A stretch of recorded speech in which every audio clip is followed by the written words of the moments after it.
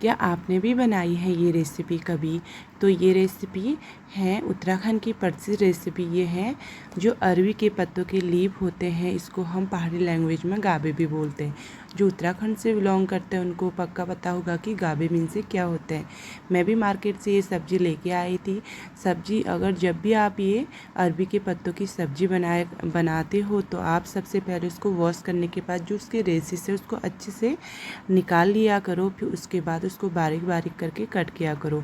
मैंने भी उसको अच्छे से 2 से 3 बार अच्छे से वॉश करने के बाद अरवी के पत्तों को गाबी भी बोलते हैं हमारी कुमाऊनी लैंग्वेज में।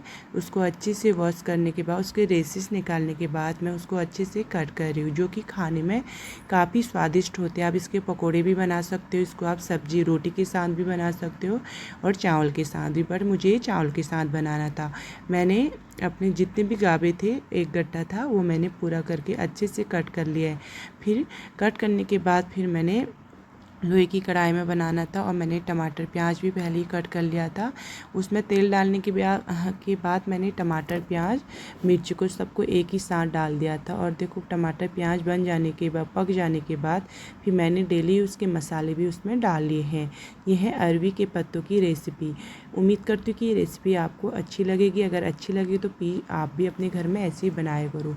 और फिर मैंने उसमें जो अरवी के जो लीफ पत्ते कट किए थे वो भी मैंने अच्छे से डाल लिए हैं कढ़ाई में। और उसमें जो भी मसाले हैं उसको अच्छे से कड़छी चढ़ाते जा रही हूँ, क्योंकि वो पूरे में अच्छे से मैश हो जाए। फिर उसके बाद ये जब तक पकता है फिर मैं इसको अच्छे से फिर ढक्कन लगा देती हूँ। फिर उसके बाद में राइस चढ़ाना था मेरे को, बट मैंने थोड़ी देर में देखा तो वो मेरी सब्ज़ी बन चुकी है।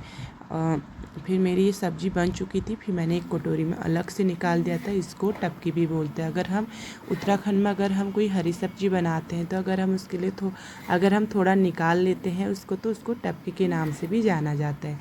मैंने कटोरी में निकाल लिया था। फिर मुझे उसको थिक करना था। जो बनाया था वो गेहूँ के आटे में मैंने थोड़ा सा 2 से 3 स्पून मैंने गेहूँ का आटा लिया है, एक प्लेट में डाला है, उसमें पानी डाल दिया है। अब मेरे को इसकी ग्रेवी बनानी थी तो फिर मैंने आटे को अच्छे से मैश करने के बाद पानी डालने के बाद फिर मैंने जो सब्ज़ी थी उसमें डाल लिया है, जो कि उसकी जो थिकनेस है थिक हो जाए। तो फिर मैंने कढ़ाई में, लोहे की कढ़ाई में, मोस्टली मैं डेली यूज़ की कढ़ाई मेरी यही है, इसमें खाना काफ़ी स्वादिष्ट होता है। और फिर मैंने उसमें पानी डालने के बाद अच्छे से 5 से 10 मिनट अच्छे से अपनी ये अरवी के पत्तों की रेसिपी को अच्छे से पकने दिया।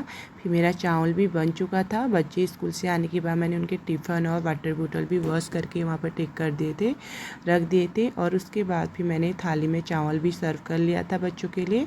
और चावल सर्व करने के बाद फिर मैंने जो बनाया था अरवी के पत्तों की जो सब्ज़ी थी वो मैंने, ये दिखने में ग्रीन होती है और जो टपकी है ऊपर से मैंने सर्व कर रखे हैं। और ये मेरा है सैलेड। उम्मीद करती हूँ कि आज की वीडियो आपको पसंद आई होगी। अगर पसंद आएगी तो प्लीज़ लाइक एंड सब्सक्राइब जरूर कीजिएगा।